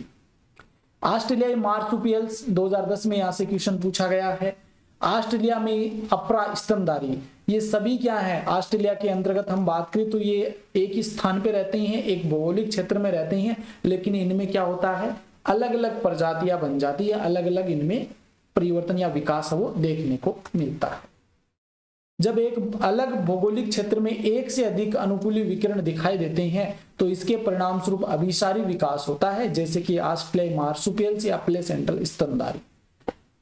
कैसे होता है देखिए, मान लीजिए कोई ये भौगोलिक स्थिति समान है, ये अलग भौगोलिक स्थिति, ये अलग भौगोलिक स्थिति, यहाँ से मार्सुपियल्स यहाँ आ गए, यहाँ से हम बात करें तो आपके प्लेसेंटल स्तनधारी आ गई, तो यहाँ पर ये एक जैसा वातावरण हो गया, दोनों अलग अलग वातावरण से एक जैसे वातावरण में आए, तो ये क्या हो जाएगा, ये ऑस्ट्रेलियन मार्सुपियल्स और प्लेसेंटल स्तनधारी हैं, ये ऑस्ट्रेलिया के अंतर्गत पाए जाते हैं। तो इन सभी में क्या होती है, समानता वो देखने को मिलती है, और ये अभिसारी विकास है। ठीक है, ये फिंचेज या डार्विन की आप देख लेना, इसमें कुछ ज्यादा है नहीं। मुख्य रूप से पूछा जाता है कि किसके ऊपर, तो गैलापागोस द्वीप समूह में डार्विन की फिंचेज, ये एग्जांपल याद रख लेना, अनुकूलनी विकिरण अडेप्टिव। एक चीज और देखिए अपरा स्तनधारी और ऑस्ट्रेलियन मार्सुपियल्स में क्या परिवर्तन देखने को मिलता है, ये मोल थे, ये मार्सुपियल मोल बन गए। ठीक है, आंटिटर या चिंटिखोर थे, ये बन गए नंबट, ये मम्बट है, सुन मम्बट, आंटिटर जिसे हम कहते हैं। माउस है, ये मार्सुपियल माउस बन गए जब ऑस्ट्रेलिया में ये पहुंचे, तो अपरा स्तनधारी ऑस्ट्रेलिया में पहुंचे तो ये क्या हो गए, इस भौगोलिक क्षेत्र में पहुंचे तो ये परिवर्तन देखने को मिले। लेमूर है तो ये स्पोटेड कशकश बन गए, फ्लाइंग स्क्वायरल उड़न गिलहरी जो होती है ये फ्लाइंग फैलेंजर बन गए। बोबकेट है तो ये तस्मानियन टाइगर कैट बन गई, और वोल्फ है ये तस्मानियन वोल्फ बन गए। मतलब ये जो है जब ये इस प्रकार के वातावरण में पहुंचे तो ये परिवर्तन इनमें देखने को मिला। चौथा आता है बायोकेमिकल एविडेंस, जैव रासायनिक साक्ष्य। तो इसमें क्या होता है, जीव, प्रोटीन, जीन, अन्य बायोमोलिक्यूल्स और उपापचय में समानता दिखाते हैं। तो ये जो प्रोटीन्स है, जीन है, बायोमोलिक्यूल्स हैं जैसे कार्बोहाइड्रेट, वसा, ये सभी उपापचय है, मेटाबॉलिक एक्टिविटी, इन सभी में समानता दिखाते हैं और एक कॉमन एंसेस्टर को इंगित करते हैं। एम्ब्रियोलॉजिकल एविडेंस, भ्रूण संबंधी साक्ष्य। अर्नेस्ट हैकल ने प्रस्तावित किया था एम्ब्रियोलॉजिकल। इसमें होता क्या, देखिए अर्नेस्ट हैकल ने बताया कि जितने भी जीव होते हैं ये सभी एक ही प्रकार की एम्ब्रियोलॉजिकल स्थिति से गुजरते हैं, सभी में जो भ्रूणीय अवस्था होती है वो लगभग सेम होती है, ये इन्होंने बताया। इन्होंने देखा कि सभी कशेरुक भ्रूणों में कुछ सामान्य विशेषताएं होती है जो वयस्कों में अनुपस्थित होती है। मतलब भ्रूणीय अवस्था में सभी में समान रूप की स्थिति या कुछ लक्षण ऐसे होते हैं जो देखने को मिलते हैं, लेकिन वो वयस्कों में नहीं पाए जाते हैं। जैसे एग्जाम्पल के लिए आप कोडेट के अंदर जो लक्षण देखते हैं, एक तो फेरेंजियल गिल स्लिट्स देखते हैं, ठीक है, एक dorsal hollow tubular nerve cord देखते हैं, ठीक है, और एक देखते हैं हम नोटोकोड। तो ये लक्षण है, ये कहा गया कि जैसे कोडेट्स में तीनों लक्षण हैं वो सभी में देखने को मिलते हैं भ्रूणीय अवस्था में, लेकिन बाद में ये क्या हो जाते हैं, नहीं दिखाई देते। जैसे कशेरुकी जो भ्रूण होता है उसमें मानव सहित की सभी की बात कर रहे हैं, तो सिर के ठीक पीछे वेस्टिजियल गिल स्लिट्स पाए जाते हैं, वेस्टिल गिल स्लिट्स पाए जाते हैं, लेकिन यह केवल मछली में कार्यात्मक है, केवल मछली में ये कार्य करते हैं, जबकि इसमें क्या है, अवशिष्ट अंग के रूप में होते हैं मनुष्य के अंदर। और अन्य जो वयस्क होते हैं जैसे कशेरुकियों में, अन्य वयस्क कशेरुकियों में ये नहीं पाए जाते हैं, तो ये भी इनमें देखने को मिलता है। भ्रूण संबंधी साक्ष्य की हम बात करें तो ये इनके आधार पर कह सकते हैं कि जो एंसेस्टर हुआ करते थे इनके वो एक ही हुआ करते थे, उनमें ये एक्टिव थे सभी के अंदर। हालांकि कार्ल अर्नस्ट वोन बियर ने यह प्रस्ताव रखा, ये इंपॉर्टेंट है, रखा कि और इसको अस्वीकार कर दिया, मतलब रिफ्यूज कर दिया इस थ्योरी को। नीट 2020 में पूछा भी गया ये क्वेश्चन। इन्होंने बताया कि भ्रूण अन्य जानवरों के वयस्क चरणों से कभी नहीं गुजरते, जो अन्य जीव होते हैं उनकी जो भ्रूणीय अवस्था होती है, उस प्रकार की जो स्टेजेस होती हैं उनसे वो कभी नहीं गुजरते, ये इन्होंने बताया। उनकी जो स्टेजेस वो समान नहीं होती है। प्राकृतिक चयन, नेचुरल सिलेक्शन द्वारा विकास के साक्ष्य। नेचुरल सिलेक्शन का मतलब क्या होती है, प्रकृति है वो अपने आप ही चयन करती है। कैसे कि कुछ इन्वायरमेंटल चेंजेस हो जाते हैं और जो उस इन्वायरमेंटल चेंजेस के प्रति अपने आप को अनुकूलित कर लेता है वो जीवित रह पाता है, और जो अनुकूलित नहीं करता वो मर जाता है। तो प्राकृतिक चयन वह प्रक्रिया है जिसके द्वारा जीव जो अपने पर्यावरण के लिए सबसे उपयुक्त है जीवित रहते हैं और प्रजनन करते हैं, और कुछ प्रमाण इसके नीचे दिए भी गए हैं। मतलब जो उसके लिए उपयुक्त है, अनुकूलित हो जाते हैं पर्यावरण के लिए, वो जीवित रह पाते हैं और वो प्रजनन करते हैं। इंडस्ट्रियल मेलेनिज्म, इंपॉर्टेंट है ये, इंडस्ट्रियल मेलेनिज्म, औद्योगिक मेलेनिज्म। इंग्लैंड में औद्योगिकरण से पहले गहरे पंखों वाले, देखिए ये एग्जांपल आपको मैं एक बार समझा देता हूं। यहाँ पर पहले क्या हुआ करता था, यहाँ पर मान लो इंडस्ट्रियल नहीं हुआ, विकास नहीं हुआ, और यहाँ पर ये पेड़ है मान लीजिए, और ये पेड़ है व्हाइट कलर का, सफेद पेड़ है, ये सफेद, क्या सफेद बना नहीं सकता, तो इसलिए यहाँ पर नाम लिख देता हूँ सफेद पेड़। तो इसमें दो प्रकार के क्या हुआ करते थे, कीट हुआ करते थे, एक तो सफेद पंखों वाले कीट और एक हुआ करते रेड काले पंखों वाले। एक काले पंखों वाले कीट हुआ करते थे। अब जब इंडस्ट्रियलाइजेशन नहीं हुआ तो उससे पहले क्या हुआ था, ये सफेद उसमें लाइकेंस वगैरह पाई जाती थी, सफेद लाइकेंस। तो उसमें ये जो सफेद वाले कीट थे ना, उस लाइकेंस में छुप जाते थे और ब्लैक वाले दिख जाते थे। तो इस कारण जो शिकारी थे उन ब्लैक वाले को खा जाते थे। ठीक है, तो यहाँ पर बहुत ज्यादा जनसंख्या में फिर किसकी मात्रा बढ़ गई, तो सफेद वाले जो कीट थे वो अपने आप को मतलब बचा लिया और वो अपने आप पर्यावरण में जीवित रह गई। अब दूसरी कंडीशन क्या हो गई, इंडस्ट्रियलाइजेशन हो गया और जो इंडस्ट्रियलाइजेशन होने से जो पेड़ वहां के थे वो पेड़ काले हो गए। ठीक है, धुएं वगैरह से इस प्रकार के होने से वो काले हो गए। तो काले होने से कारण क्या हुआ, यहाँ पर जो व्हाइट कलर की जो पंख वाले जो कीट हुआ करते थे वो तो साफ साफ नजर आने लगे, और जो ब्लैक कलर वाले जो कीट हुआ करते थे वो उन पेड़ों पे नजर नहीं आए, क्योंकि इनका कलर क्या था, गहरा था, काला था। तो ये जो व्हाइट वाले थे इनको शिकारी आराम से खाने लगे और ये वाले इनकी संख्या बढ़ गई। तो ये औद्योगिकरण का प्रभाव है, ये देखने को मिलता। देखिए कैसे औद्योगिकरण से पहले गहरे पंखों वाले या मेलेनाइज्ड जो पतंगे थे, कीट थे, की तुलना में पेड़ों पर अधिक सफेद पंखों वाले पतंगे थे, सफेद पंखों वाले कीट हुआ करते थे। औद्योगिकरण के बाद अधिक गहरे वाले पंखे वाले कीट और कम सफेद वाले कीट विकसित हो गए। कैसे हुआ देखिए एक बार, कारण क्या थे। पहला क्या कि औद्योगिकरण होने से पहले, इंडस्ट्रियलाइजेशन होने से पहले पेड़ों पर सफेद लाइकेन उगा करती थी। उस पृष्ठभूमि में मतलब पीछे का बैकग्राउंड सफेद है और उसमें जो सफेद पंखों वाले कीट थे वो जीवित रह गए और काले पंखे वाले कीट थे वो शिकारियों द्वारा खा लिए गए, चुन लिए गए, मतलब वहां पर सफेद वाले बच गए। अब औद्योगिकरण हो गया, इसके बाद में औद्योगिकरण होने से धुएं कालिक होने से पेड़ के जो तने थे वो काले हो गए और इस कारण लाइकेन जो थी ये वर्दी नहीं, क्योंकि लाइकेन हमेशा प्रदूषण के प्रति संवेदनशील होती है और उस प्रदूषण वाले स्थान में वो नहीं उगती है। इस स्थिति के तहत सफेद पंखों वाले कीट है वो जीवित नहीं रह गए, क्योंकि शिकारियों ने उनको आसानी से देख लिया। व्हाइट के ऊपर सफेद चीज है तो आराम से हम देख सकते हैं, तो शिकारियों ने देख लिया और उनको नष्ट कर दिया। जबकि जो काले पंखों वाले या गहरे पंखे वाले जो कीट थे वो उपयुक्त गहरे रंग की पृष्ठभूमि में अपने आप को मतलब छुपा सके, शिकारियों से बच गए और वो जीवित रहे। ये नीट 2015 में यहाँ से क्वेश्चन बना है। ये कारण है आपका इंडस्ट्रियल मेलेनिज्म का। मानव जनित क्रिया द्वारा प्राकृतिक चयन। मानव जनित क्रिया क्या है, इंडस्ट्रियलाइजेशन हो गया जिसमें फैक्ट्रिया वगैरह ये सभी चीजें बनाई। नीचे देखिए स्ट्रक्चर भी दिया है मैंने। तो मानवीय क्रिया के कारण जीवों में प्रतिरोधी किस्मों का विकास, अपने आप को मतलब उस वातावरण के प्रति अनुकूलित करके जीवित रहना। जैसे कि शाकनाशी, कीटनाशक डालते हैं, कीटनाशक है, शाकनाशी है, एंटीबायोटिक्स है या दवाएं हैं, इनका अत्यधिक उपयोग हम करते हैं तो उसके प्रति अपने आप को प्रतिरोधी बना ले। ठीक है, आगे चलते हैं। क्लास ज्यादा लंबी तो नहीं होनी, अरे 49 मिनट हो गए, पूरा चैप्टर बचा है। चलो आगे देखते हैं, थोड़ा सा तेज करते हैं। थ्योरी ऑफ बायोलॉजिकल एविडेंस, जैविक विकास के सिद्धांत। जैविक विकास के सिद्धांत तो पहला आता लेमार्कवाद, जो कि अर्जित लक्षणों की वंशागति का सिद्धांत है। इसमें लेमार्क ने बताया कि जो फर्स्ट पीढ़ी है, मान लीजिए वो फर्स्ट पीढ़ी है, जो गुण उस पीढ़ी के अंदर वो अर्जित करती है वो गुण आगे आने वाली जो जनरेशन है, जो पीढ़ी दर पीढ़ी है, वो आगे ट्रांसफर होते रहते हैं। जो लक्षण हम अर्जित करते हैं वो आगे ट्रांसफर होते रहते हैं। तो लेमार्क द्वारा यह प्रस्तावित की गई थी। उन्होंने कहा कि जीवन रूपों का विकास अर्जित गुणों की वंशागति के कारण होता है। तो ये शब्द जो दिया था ना कि अर्जित गुणों लक्षणों की वंशागत से होता है, ये गलत हो जाता, क्योंकि अर्जित लक्षण कभी भी आगे वंशागत नहीं होते हैं। अंगों के उपयोग और अनुपयोग से अर्जित गुणों का विकास, ये इन्होंने बताया कि जो हम जिन अंगों का ज्यादा उपयोग करते हैं वो ज्यादा विकसित हो जाते हैं, जिनका कम उपयोग करते हैं वो विकसित नहीं हो पाते हैं। और इन्होंने एक तो जिराफ का एग्जांपल दिया था, ये याद रख लेना कि जिराफ पहले गधे घोड़े जैसे हुआ करते थे, लेकिन जैसे जैसे नीचे की जो वनस्पति वो नष्ट हुई, नष्ट होने से जो ऊपर के पेड़ पौधे हैं उनको खाने लगे, तो अधिक से अधिक उपयोग किया आगे वाले पैरों का और गर्दन का। इस कारण जो वर्तमान में है वो इस प्रकार की जो जिराफ है वो उत्पन्न हो गई और ये लक्षण आगे पीढ़ी दर पीढ़ी जाने लगा कि जो नई पीढ़ी बनी उसमें लंबी गर्दन वाले लंबे पैर वाले जिराफ उत्पन्न हुए। ये इन्होंने बताया, लेकिन ये ऐसा होता नहीं है, बाद में इसको खारिज कर दिया गया।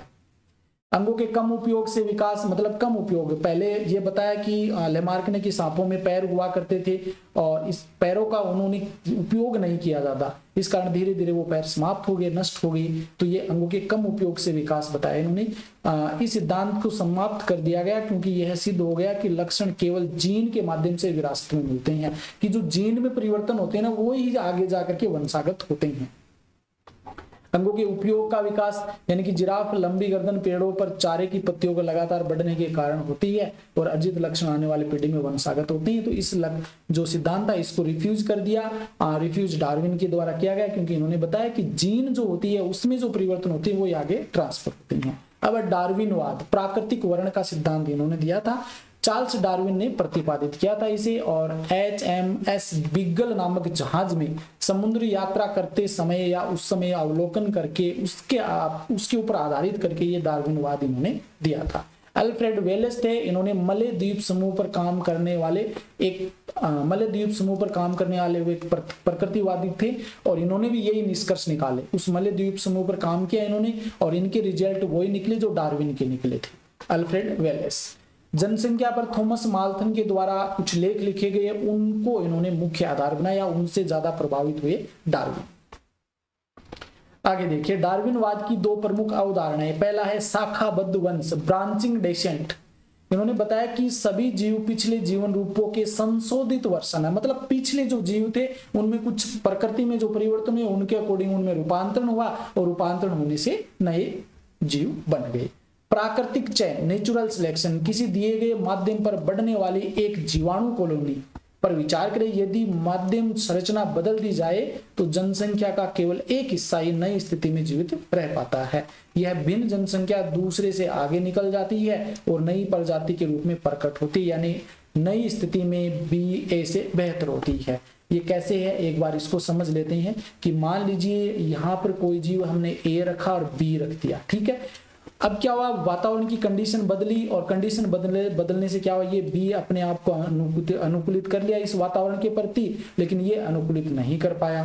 पहले संख्या इसकी ज्यादा थी ए की और इसकी संख्या कम थी पहले, लेकिन अब क्या हुआ, जब ये अपने आप को अनुकूलित कर लिया कम संख्या होने के बावजूद भी, लेकिन इनकी संख्या ज्यादा होने के बाद भी अनुकूलित नहीं कर पाया, तो ये तो बाद में नष्ट हो जाएगी, लेकिन बी अपने आप को क्या कर लेगी, ग्रो कर लेगी और ग्रो करने से नई जो जनरेशन बनेगी उसमें जो पीढ़ी बनेगी उसमें बी की संख्या ज्यादा हो जाएगी। तो ये नेचुरल सिलेक्शन का सिद्धांत।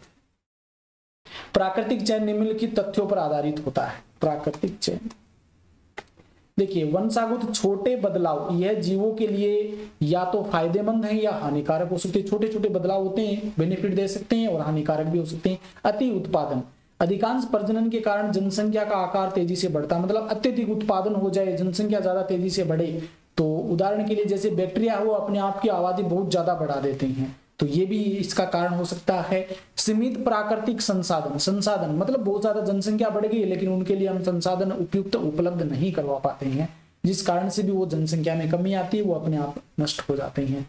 जनसंख्या के आकार के अनुसार संसाधनों में वृद्धि नहीं की जा सकती। अस्तित्व के लिए संघर्ष, यह संसाधनों के लिए जीवों के बीच प्रतिस्पर्धा होती है जिससे जनसंख्या का आकार सीमित होता है। जैसे मान लीजिए कि बहुत ज्यादा जनसंख्या होने से हमें रहने खाने पीने इनकी समस्या हो जाती है, उनके लिए हम आपस में लड़ते झगड़ते हैं और जो मजबूत होता है वो चीजें प्राप्त कर लेता है और वो जीवित रह पा जाता है, और जो मजबूत नहीं रहता है वो बाद में नष्ट हो जाता है, ये जो कि जनसंख्या के आकार को सीमित करता है। योग्यतम की उत्तरजीविता, सेम ऐसा ही है। अस्तित्व के संघर्ष में उपयोगी विविधता वाले जीव संसाधनों का बेहतर उपयोग कर सकते हैं, इसलिए वे जीवित रहते हैं, प्रजनन करते हैं और इसे ही विकास कहते हैं। मतलब दो आपस में प्रतिस्पर्धा करते हैं, जो प्रतिस्पर्धा जीत जाता है वो प्रतिस्पर्धा में आगे बढ़ता है, प्रजनन करता है और उसे ही विकास कह देते हैं। विकास, इससे जनसंख्या की विशेषता में परिवर्तन होता है और नए रूप सामने आते हैं। डार्विन ने विविधता की उत्पत्ति और विकास या प्रजाति के तंत्र के बारे में अनदेखा किया था, मतलब इसके बारे में इन्होंने नहीं बताया था विविधता के बारे में, ठीक है। आगे देखिए, विकास की प्रक्रिया, विकास की क्रिया, जर्म प्लाज्म थ्योरी इस प्रकार से विकास की क्रिया के बारे में ह्यूगो ड्यूवरीज ने बताया था और इन दोनों के सिद्धांत को सर्वमान्य सिद्धांत माना जाता है और जो नया सिद्धांत निकल करके आया था उसे नव डार्विनवाद कहा गया था। डार्विनवाद, जो कि इन दोनों का नाम आता है, उसमें दोनों को मिला करके दिया गया था, ह्यूगो ड्यूवरीज और डार्विन। ह्यूगो ड्यूवरीज ने विकास के उत्परिवर्तन सिद्धांत का प्रस्ताव रखा, क्योंकि उत्परिवर्तन के बारे में डार्विन ने नहीं बताया, क्योंकि ये भी इंपॉर्टेंट है। इन्होंने ओइनोथोरा इमरकियाना, इवनिंग प्रिमरोज, ओइनोथोरा इमरकियाना या इवनिंग प्रिमरोज पर प्रयोग किया था, एक पादप था इसके ऊपर प्रयोग किया था और माना कि विकास उत्परिवर्तन के माध्यम से होता है, उत्परिवर्तन के कारण ही विकास होता, न कि मामूली बदलाव से। छोटे मोटे बदलाव होने से कोई विकास नहीं होता, उसमें म्यूटेशन होगा तभी विकास होगा। डार्विन की भिन्न मामूली, धीमी और दिशात्मक है। डार्विन है, इनकी जो विकास है वो कैसा होता है, स्लो होता है और दिशात्मक होता है, डायरेक्शनल होता है, ठीक है। इसके कारण क्रमिक विकास होता है डार्विन के अकॉर्डिंग हम बात करें तो। लेकिन उत्परिवर्तन, ह्यूगो ड्यूरिच की हम बात करिए, यहाँ से क्वेश्चन बन सकता है, ह्यूगो ड्यूरिच की हम बात करें तो अचानक से परिवर्तन होगा, यादृच्छिक होगा, मतलब रेंडम होगा और दिशाहीन होगा, नॉन डायरेक्शन होगा, कोई दिशा नहीं होती इसकी, ठीक है ना, ये चीज ध्यान में रख लेना। यहाँ प्रजातिकरण, सोल्टेशन एक प्रक्रिया होती है, लवणीकरण या सोल्टेशन बोल देते हैं इसे, इस कारण से नई प्रजाति का निर्माण होता है। नीट 2019 में यहाँ से क्वेश्चन बना है, उत्परिवर्तन विकास के लिए भिन्नता का मूल है, यानी कि जो उत्परिवर्तन होता है ये विकास के लिए सबसे इंपॉर्टेंट माना जाता है।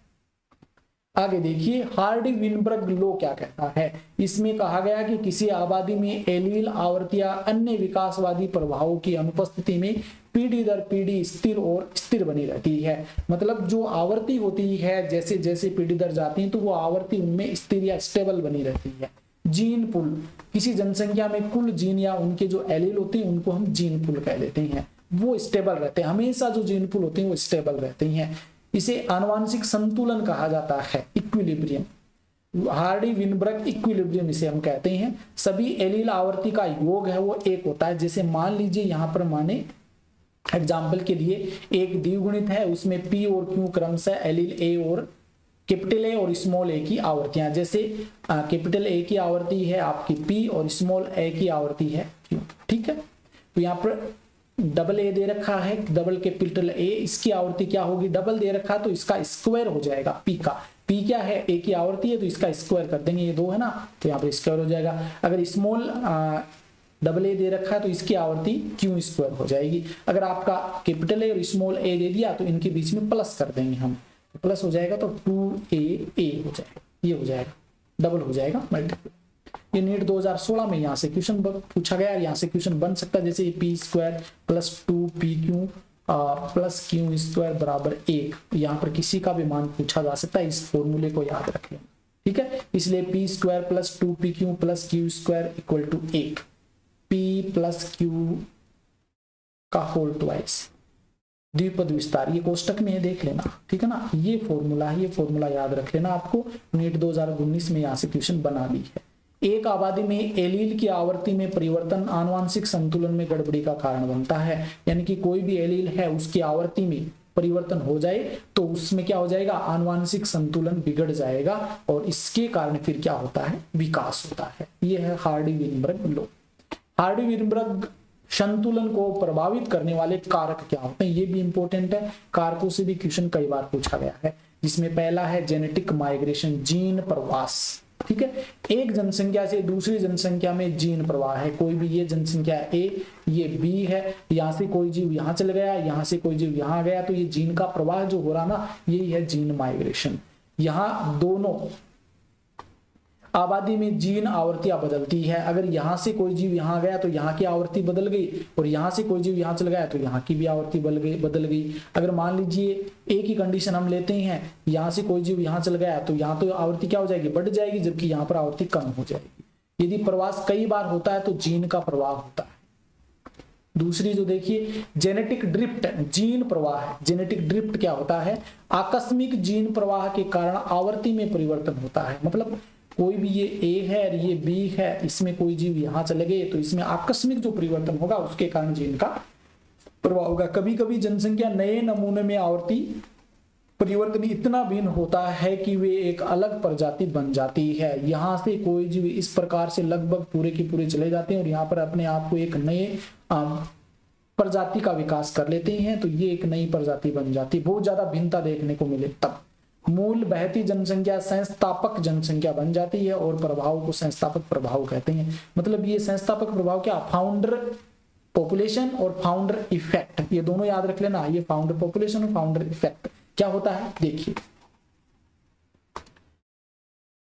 ये दो प्रजाति है, यहाँ पर कोई जीव यहाँ आ गया, मतलब यहाँ पर बहुत सारी जनसंख्या है, कोई एक जीव यहाँ से चल करके यहाँ ए मान लेते हैं इसको, ये ए जीव आ गया। यहाँ की कंडीशन कुछ अलग थी, यहाँ पर जो कंडीशन थी वो अलग थी। यहाँ पर आने के बाद ये अपने आप में इतना ज्यादा चेंज कर लेता है कि एक नई प्रजाति है वो विकसित कर लेता है अपने आप में, मतलब इनसे डिफरेंट हो जाता है, बिल्कुल ही डिफरेंट हो जाता है इस यहाँ पर रहने वाली प्रजातियों से। इस कारण से ये एक नई जाति बन जाती है। नई जाति मतलब शुरुआत यहाँ से होती है, तो ये एक फाउंडर स्पीसीज हो गई, फाउंडर पॉपुलेशन हो गई, या फिर इसे ही फाउंडर इफेक्ट कह देते हैं। 2016 और 2002 में ये क्वेश्चन पूछा गया। म्यूटेशन उत्परिवर्तन के परिणाम स्वरूप नए फिनोटाइप का विकास निर्माण होता है। कुछ पीढ़ियों के बाद यह प्रजाति IPQ की ओर ले जाता है, मतलब उत्परिवर्तन होता है जिससे इसके फिनोटाइप में परिवर्तन होता है। कुछ पीढ़ियां निकलने के बाद क्या होता है, इतना परिवर्तन हो जाता है कि एक नई प्रजाति है वो बन जाती है। इतना ज्यादा परिवर्तन हो जाता है म्यूटेशन से। आनुवांशिक पुनर्संयोजन ये आपका सेल डिवीजन के समय होता है, सेल डिवीजन के समय होता है। क्रॉसिंग ओवर होता है जीन विनिमय, उसके दौरान जीन संयोजनों में फेरबदल होता है जिसके परिणाम स्वरूप आनुवंशिक पुनर्संयोजन या भिन्नता होती है। तो क्रॉसिंग और अर्धसूत्री विभाजन के दौरान होता है। प्राकृतिक चयन नेचुरल सिलेक्शन ये पांचवा है, हार्डी विनबर्ग लॉ को प्रभावित करने वाला कारक। इंपॉर्टेंट है, ये पांचों कारक आपको याद रखने हैं। 3 प्रकार का होता है। पहला है चयन को स्थिर करना या चयन को संतुलित करना। यहाँ अधिक व्यक्ति औसत लक्षण मूल्य प्राप्त करते हैं और भिन्नता कम हो जाती है। जैसे कि जीवों के शरीर के आकार पर विचार करें, मतलब कहने का मतलब क्या होता है कि इसमें कोई जो पहले मान लीजिए जीवों के अकॉर्डिंग हम बात करें तो उनकी जो आकार देखें, पहले 7 फुट हाइट मान लीजिए, कुछ लोग ऐसे हैं वो 6 फुट के हैं, कुछ ऐसे 5 फुट के हैं, तो ये एक मीडियम हाइट हम मान सकते हैं। तो कुछ जो मध्यम लक्षण देखने को मिलते हैं ना, उन्हीं का चयन इसमें किया जाता है, वही स्टेबिलिटी प्रदान करते हैं। सबसे ज्यादा आपको बीच वाले लक्षण वाले आपको मिलेंगे। दूसरा है दिशात्मक चयन या प्रगतिशील चयन। यह एक चरम के व्यक्तियों को अधिक पसंद करता है, ठीक है। मतलब ये जो होता है, ये जो कंडीशन हमने देखी थी, एक बार देखिए यहाँ पर एक ग्राफ सा बना लेते हैं, ये इस प्रकार से ये ग्राफ बना लेते हैं, ठीक है। ये 7 फुट वाले हो गए एग्जाम्पल के लिए, ये 6 फुट वाले हो गए और ये 5 फुट वाले, ठीक है। 7, 6 और ये 5। अब पहली कंडीशन में तो क्या है, इन मध्यम वालों का चयन किया पर नेचर ने, मध्यम वालों का। दूसरी कंडीशन दिशात्मक चयन या प्रगतिशील चयन, मतलब जो चरम वाला व्यक्ति है, उस चरम जो एक्सट्रीम व्यक्ति है उनका अधिक पसंद किया जाता है। इनको हम एक्सट्रीम मान सकते हैं, इसको और इसको भी एक्सट्रीम मान सकते हैं। ये तो बीच का हो गया, लेकिन एक्सट्रीम इन दोनों को मान सकते हैं, इसको मान सकते हैं, इसको। तो इन दोनों का चयन, इन दोनों में से एक का, देखिए दोनों का नहीं, एक का चयन किया जाता है दोनों में से, ठीक है। दिशात्मक चयन या प्रगतिशील चयन। विघटनकारी चयन, इसमें दोनों के चरम व्यक्ति वो इनका चयन किया जाता है, इसका भी चयन किया जाता है इसमें और इनका भी, दोनों का। पहले में मध्यम का, दूसरे में चरम वाला, या तो इस वाला या इस साइड वाला ले सकते हैं, और तीसरे में ये भी और ये भी। अब देखिए इसके लिए ग्राफ भी दिया गया आपके एनसीईआरटी में। पहले में तो क्या करते हैं, मध्यम वाला लेते हैं, देखिए इसमें तो सेम सा बनाया गया है ना। पहले में क्या, ये वाली स्थिति है तो इसमें 3 स्थिति बनती है, ठीक है। पहले में क्या कर लेते हैं, बीच वाला ले लेते हैं, दूसरे में ये जो अंतिम वाला है वो ले लेते हैं। इस प्रकार का, ये थोड़ा सा ग्राफ आपको अलग लग रहा होगा, एक हम इस प्रकार का बना लेते हैं। हम हाइट का एग्जांपल लेते हैं, ये बीच वाली कंडीशन हो गई और ये फिर एकदम से नीचे वाली हो गई। पहले वाले ने इसका चयन किया, मध्य वाले का, ठीक है। दूसरे वाले ने इसका या तो या और फिर या, इन दोनों में से एक, और तीसरे वाले में ये भी और ये भी, ठीक है। आ गया होगा समझ में। आगे देखिए, विकास का संक्षिप्त विवरण। भूवैज्ञानिक समय के पैमाने में 4 युग शामिल होते हैं, प्रोटेरोजोइक, पेलियोजोइक, मीसोजोइक और सेनोजोइक। ये 4 युग है वो इसके अंतर्गत शामिल होते हैं। देखिए ये कौन सा है, सीनोजोइक, मीजोजोइक और पेलियोजोइक, 3 दे रखे हैं क्या यहाँ पे। ये जो डायग्राम है ना, इनको हम आगे एक बार पढ़ लेते हैं, उसके बाद में समझ में आएंगे आपको किस प्रकार से होती हैं। और वैसे देखने में इनको भी आगे डिवाइड कर दिया जाता है कि कौन सा जो काल था उसके अंतर्गत कौन सा विकसित हुआ। सीनोजोइक, मेसोजोइक और पेलियोजोइक तक दे रखा है, प्रोटोजोइक यहाँ पर नहीं दे रखा है। इसमें देखिए सिल्यूरियन, डेवोनियन, कार्बोनिफेरस ये अलग अलग काल है। परमियन भी इसी के अंतर्गत आता है। मेसोजोइक के अंदर ट्राइसिक, जुरेसिक और क्रीटेशियंस ये काल आते हैं, और इसके अंदर क्वार्डनरी, टर्सरी ये काल आ जाते हैं। तो इसमें देखिए ब्रायोफाइट्स हैं, एंजियोस्पर्म जो फ्लोरिंग और मोनिकोटिलिडन्स इनका विकास हुआ है। यहाँ पर हम बात करें तो ये जो क्रिस्टेशियन या मेसोजोइक क्रिस्टेशियन काल है, इसमें स्पिनोइड है, गिंगोई है, ग्निटेल्स है, डाइकोटिलिडन्स इनका विकास हुआ है। जुरेसिक काल में हम बात करें तो हर्बीवोरस, लाइकोपोड्स जो हैं, फर्न्स हैं, कोनिफोर्स हैं, साइकेड्स इनका विकास हुआ है। परमियन काल के अंदर आर्बोसेंट, लाइकोप्सिडा इनका विकास हुआ है। कार्बोनिफेरस में सीड फर्न्स जो होते हैं उनका विकास हुआ है। डेवोनियन के अंदर हम बात करें तो जिम्नोस्पर्म जो आदिम जिम्नोस्पर्म उनका विकास हुआ है। फिर ये धीरे धीरे और नीचे चले जाते हैं, जो स्टोरोफाइलम जो छोटे जिनसे जीव बने हैं ना उनका विकास। तो ये यहाँ से चलता है इस प्रकार से, वर्तमान में ये सीनोजोइक हम मान सकते हैं। तो एक बार इनको हम आगे पढ़ लेते हैं, उसके बाद में हम बात करेंगे। देखिए आपका लास्ट वाला जो काल है ना वो दे रखा है सीनोजोइक और मेसोजोइक।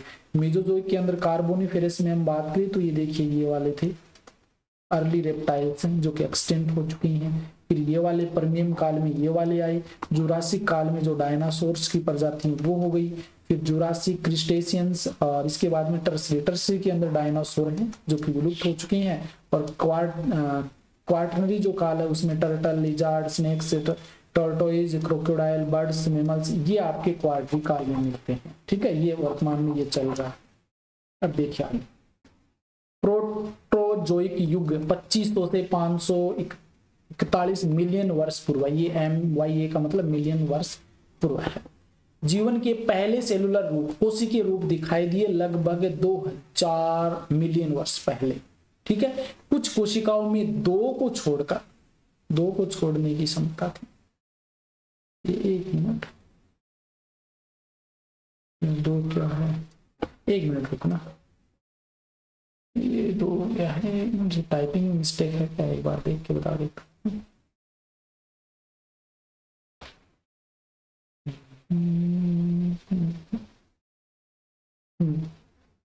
ये थोड़ा सा यहाँ पे मिस्टेक हो गया, O2 है, सॉरी ये O2 है। कुछ कोशिकाओं में O2 को छोड़ने की क्षमता थी। यहाँ पर सबसे पहले जो जीवित जीव बने ना उसमें ऑक्सीजन छोड़ने की क्षमता नहीं थी, वो तो अजीवीय। सबसे पहले जो जीव बने थे तो वो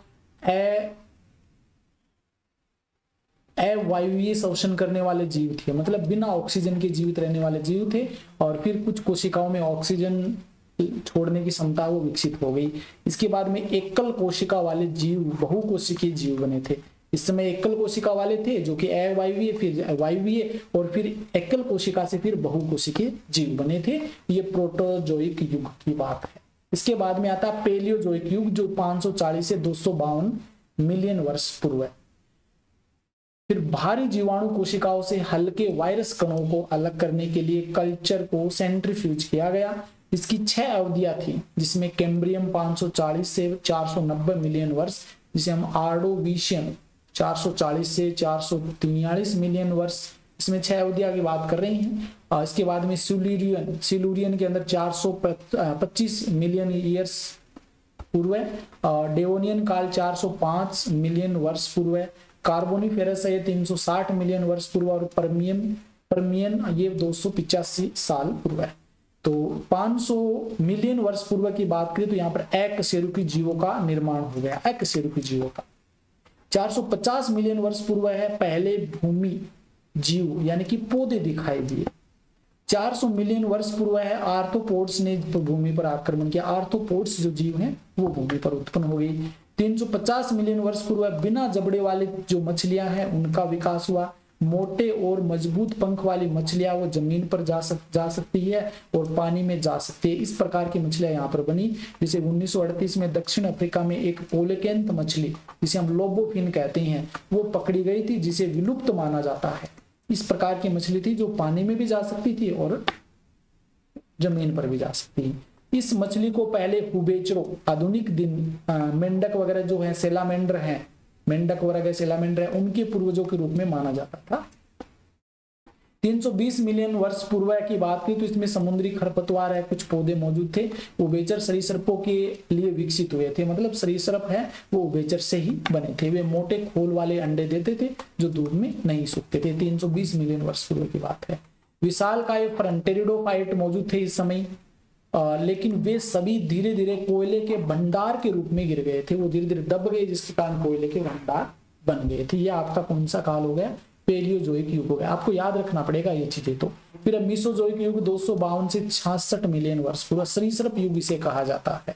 इसकी भी 3 अवधि, एक तो ट्राइसिक 230 मिलियन वर्ष पूर्व है, जुरासिक 208 मिलियन वर्ष पूर्व है और क्रिस्टेशियन 144 वर्ष पूर्व है। 200 मिलियन वर्ष पूर्व की बात की तो भूमि के कुछ सरीसृप मछली जैसे सरीसृपों के रूप में विकसित होने के लिए पानी में वापस चले गए, जैसे कि इक्तियोसोरा, मतलब इस प्रकार की मछली जैसे सरीसृप बने जो कि पानी में रहने लगे। भूमि सरीसृप डायनासोर थे जो टायरानोसोरस रेक्टस, ये डायनासोर्स की प्रजातियां हैं। ट्राइसेरोटोपस, टेरेंडोन, स्टेगोसोरस, ब्राचियोसोरस आदि ये है डायनासोर्स की प्रजाति जो कि यहाँ पर विकसित हुई थी। टी रेक्स सबसे बड़ा डायनासोर था, टी रेक्स। इसकी ऊंचाई लगभग 20 फीट थी। विशाल डरावना खंजर जैसे दांत थे इसके। सबसे पहले दांतदार जो पक्षी है वो इसी के अंतर्गत निकले थे, मीसोजोइक युग के अंतर्गत। अब आता सिनोजोइक युग जो कि 66 मिलियन वर्ष पूर्व की बात है। स्तनधारियों और एंजियोस्पर्म की यहाँ पर आयु मानी जाती है या काल माना जाता है। स्तनधारियों और एंजियोस्पर्म का काल है वो सिनोजोइक युग माना जाता है। इसकी 2 आवर्त हैं, तृतीयक 66 मिलियन वर्ष पूर्व और चतुर्थक यानी कि टर्सरी और क्वार्टरी जो कि 2 मिलियन वर्ष पूर्व मानी जाती है। और मनुष्य का काल कहा जाता है इसे, मनुष्य का काल सिनोजोइक युग को कहते हैं। 65 मिलियन वर्ष पूर्व की हम बात की तो डायनासोर अचानक से गायब हो गए। कुछ लोग कहते हैं कि जलवायु में परिवर्तन हुआ और उन्हें अनुकूलित नहीं कर पाए और वो खत्म हो गए। कुछ लोग ऐसा कहते हैं कि उनमें ज्यादातर पक्षियों में विकसित हो गए, पक्षी का रूप धारण कर लिया उन्होंने। पहले जो स्तनधारी थे वो चतुर थे, उनके जीवाश्म छोटे आकार के होते थे। दक्षिण अमेरिका में घोड़े, दरियाई घोड़े, भालू, खरगोश आदि जैसे स्तनधारी हुआ करते थे। महाद्वीपीय भाव के कारण जब दक्षिण अमेरिका उत्तरी अमेरिका में शामिल हुआ, महाद्वीपीय जो टकराव हुआ ना उसमें दक्षिण अमेरिका उत्तरी अमेरिका में शामिल हुआ, तो इन जानवरों को उत्तरी अमेरिकी जीवों द्वारा ओवरलोड कर लिया, मतलब इन जानवरों को उत्तरी अमेरिका के जानवरों द्वारा दबा दिया गया और उत्तरी अमेरिका के जानवर विकसित ज्यादा हो गए। महाद्वीपीय भाव के कारण ऑस्ट्रेलिया जो मार्सुपियल्स हैं किसी भी अन्य स्तनधारियों से प्रतिस्पर्धा की कमी के कारण बच गए। मतलब मार्सुपियल्स जो होते हैं केवल ऑस्ट्रेलिया में पाए जाते हैं, लेकिन महाद्वीपीय भाव हुआ तो ऑस्ट्रेलिया अलग चला गया, उसके आसपास कोई टकराव नहीं हुआ, वहां पर ऐसे कोई जीव पाए नहीं गए। इस कारण वहां पर जो मार्सुपियल स्तनधारी हैं वो कोई भी प्रतिस्पर्धा नहीं करे और वहां पर कंगारू जैसे जीव हैं जिन्हें मार्सुपियल्स कहते हैं वो अभी भी पाए जाते हैं। तो ये हो गया आपका जो सिनोजोइक काल वगैरह है जो हमने बात की थी पीछे वो। अब बात करते हैं मनुष्य की उत्पत्ति किस प्रकार से होती है। वेरी वेरी इंपॉर्टेंट, हम कैसे बने हैं, हमारा इतिहास के बारे में भी जानकारी होनी चाहिए कि हम किस प्रकार से बने हैं। देखिए करते हैं इसको। 15 मिलियन ईयर्स पूर्व की हम बात करें तो ड्रायोपिथेकस और रामापिथेकस हैं, ये मानव के रूप है वो थे। बालों वाले गोरिल्ला जैसे थे, चिंपैंजी की तरह ये चलते थे, जैसे यहाँ पर दिखाया भी है, मैंने स्ट्रक्चर भी ऐड की है। ड्रायोपिथेकस और रामापिथेकस ये बाल बहुत सारा पाए जाते थे इस पे, जैसे गोरिल्ला और चिंपैंजी चलता उसी प्रकार से चला करते थे। ड्रायोपिथेकस की हम बात करें तो ये वानर के जैसा था, जैसे बंदर होता ना उसी प्रकार से था। और रामापिथेकस ये आदमी के जैसा था, ठीक है ना, आदमी के जैसा। नीट 2016 में यहाँ से क्वेश्चन पूछा गया, इंपॉर्टेंट है ये। 4-5 चीजें और आएगी वो भी याद रख लेना। 3 से 4 मिलियन ईयर्स पूर्व की बात करें तो आदमी की तरह प्राइमेट है, आदमी की तरह हो गए, खड़े होने लगे लंबे लंबे। 4 फीट तक की इनकी ऊंचाई थी। इथियोपिया और तंजानिया में पाए गए मानव जैसी हड्डियों के जीवाश्म वहां पर मिले हैं, मतलब ऐसे जो जीवाश्म है तंजानिया और इथियोपिया में देखने को मिले। आगे देखिए 2 मिलियन ईयर्स पूर्व की हम बात करें तो ऑस्ट्रेलोपिथेकस, ये याद रख लेना, ये इंपॉर्टेंट है भाई। पूर्वी अफ्रीकी घास के मैदानों में रहते थे, ये पूर्वी अफ्रीकी जो घास के मैदान थे वहां पे रहते थे और पत्थर के हथियारों से शिकार किया करते थे। फल ये खाते थे, मतलब खाने के लिए या शिकार करने के लिए पत्थर का इस्तेमाल करने लगे थे। इस प्रकार के पहले हम ऐसे नजर आते थे, अब तो फेयर लवली ऐसे क्रीम बहुत सारे लगा करके अपने आप को सुंदर दिखाने का प्रयास करते हैं। तो पहले हम ऐसे हुआ करते थे, सभी ज्यादा डिफरेंस नहीं हुआ करता था। तो ऑस्ट्रेलोपिथेकस थे जो पत्थर के हथियारों से शिकार किया करते थे। होमो हेबिलस, होमो हेबिलस यहां से आपको याद करना आगे वाले सभी, ठीक है ना। होमो हेबिलस ऐसे हुआ करते थे, पहला मानव जैसा प्राणी था, होमोनिड। मांस नहीं खाता था ये, उस समय मांस खाना बंद कर दिया, मांस नहीं खाता था, पहले खाता था लेकिन यहाँ पर नहीं खाता था। मस्तिष्क क्षमता की बात करें, ये इंपॉर्टेंट है, ये पूछी जाती है, 650 से 800 सीसी के बीच थी। मस्तिष्क क्षमता 650 से 800 सीसी के बीच थी, इंपॉर्टेंट है ये। होमो हेबिलस मानव जैसा प्राणी। आगे देखिए 1.5 मिलियन ईयर्स पूर्व की हम बात करें तो होमो इरेक्टस, होमो इरेक्टस ये जावा मैन इसे हम कहा जाता है। इसका जो बड़ा मस्तिष्क हुआ करता था, जो सिर हुआ करता है, ये बड़ा हुआ करता था, लगभग 900 सीसी इनका मस्तिष्क क्षमता थी। और ये मांस खाया करता था, जैसे यहाँ पर मैंने दिखाया भी, इसको स्ट्रक्चर भी ऐड की है, तो ये मांस खाता था। इनका जो मस्तिष्क क्षमता वो याद रख लेना। 1,40,000 वर्ष आयु या पूर्व की हम बात करें, 1,40,000 पूर्व की हम बात करें तो होमो निएंडरथैलेसिस, होमो निएंडरथैलेसिस जिसे हम निएंडरथल आदमी भी कहते हैं, निएंडरथल मानव भी कहते हैं। ये AIPMT 2012 में पूछा गया। निएंडरथल, होमोनिड और होमो इरेक्टस, यहाँ से क्वेश्चन बन सकता है। इनकी मस्तिष्क क्षमता है वो 1400 सीसी हुआ करती थी, 1400 सीसी। नीट 2019 में यहाँ से क्वेश्चन बना है 1400 सीसी। पूर्व और मध्य एशिया में रहते थे, पूर्व और मध्य एशिया में। इनका शरीर रक्षा के लिए खाल का इस्तेमाल करते थे, देखिए खाल पहन रखी ना, तो शरीर की रक्षा के लिए खाल पहना करते थे और मृतक जो थे उनको दफनाया करते थे। होमो निएंडरथैलस याद रख लेना, ये इंपॉर्टेंट है। और लास्ट जो वर्तमान में हम ना, हमारा क्या नाम है, होमो सेपियंस हम कह सकते हैं। तो 75 से 10,000 साल पहले की हम बात करें जिसे हिमयुग कहते हैं, होमो सेपियंस। वर्तमान जो व्यक्ति है उसका साइंटिफिक नेम है होमो सेपियंस। आधुनिक आदमी जो होता है वो होमो सेपियंस है। प्रागैतिहासिक गुफा कला इसे हम कहते हैं कि गुफाओं का निर्माण होना शुरू हो गया था, 18,000 साल पहले विकसित हुई थी ये। करसी और बस्तियां यहाँ पर शुरू हो गई थी, करसी और बस्तियां ये साथ में, यहाँ पे करसी और बस्तियां यहाँ पे बननी शुरू हो गई, लगभग 10,000 साल पहले विकसित हो गई थी। AIPMT 2011-12 में यहाँ से क्वेश्चन बना है, होमो सेपियंस से पहले ऐसा, फिर धीरे धीरे ऐसा होता हुआ यहाँ आ गया। तो ये रामापिथेकस, यहाँ से हम बात करें तो पहला फिर रामापिथेकस है, फिर यहाँ पे जो आदमी जैसा लगने लगा था ये, एक मिनट,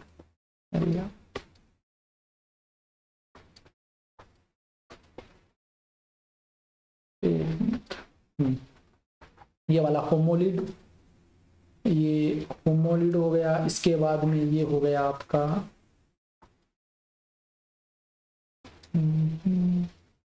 होमो हेबिलस, ऑस्ट्रेलोपिथेकस, ये पत्थर वाले जो हथियार रख रहे थे ये ऑस्ट्रेलोपिथेकस, ये होमोलिड, और ये आपका निएंडरथैलस हो जाएगा, ये आपका होमो सेपियंस हो जाएगा। इस प्रकार के इनके आकृति हुआ करती थी, मुख हुआ करते थे। तो ये आपका चैप्टर है वो कंप्लीट होता है। देखिए थोड़ा सा कोशिश की है मैंने कम समय में इसको पूरा करने की, लेकिन फिर भी क्या होता है कि पूरे चैप्टर को कवर करते हैं तो समय ज़्यादा लग ही जाता है। और मैंने अच्छी सी कोशिश की है शानदार स्ट्रक्चर के माध्यम से समझाने की। अगर आपको ये लेक्चर अच्छा लगा है तो प्लीज़ लेक्चर को चैनल को सब्सक्राइब कर लीजिए और इस लेक्चर को या वीडियो को अधिक से अधिक शेयर करें ताकि जरूरतमंद बच्चों तक ये पहुँच सके। मैंने पूरी जानकारी आपके लिए कोशिश की है कि आपकी एग्जाम के पॉइंट से बहुत ही महत्वपूर्ण हो सके। एक चीज और, इससे संबंधित नोट्स आपको चाहिए तो मेरा टेलीग्राम चैनल ज्वाइन कर सकते हैं, वहां पे PDF के रूप में आपको ये नोट्स मिल जाए, ठीक है। अगर और भी आपके नोट्स के लिए है तो आप मेरा फेसबुक पेज ज्वाइन कर सकते हैं, बायोलॉजी बाय संदीप सर। और मेरी एक वेबसाइट है जहाँ पर अलग अलग प्रकार के आपको डिफरेंट टाइप के नोट्स मिल सकते हैं, जो है topperseducation.co.in, जिसकी लिंक आपको डिस्क्रिप्शन मिल जाएगी। आज के लिए इतना ही, धन्यवाद, थैंक यू।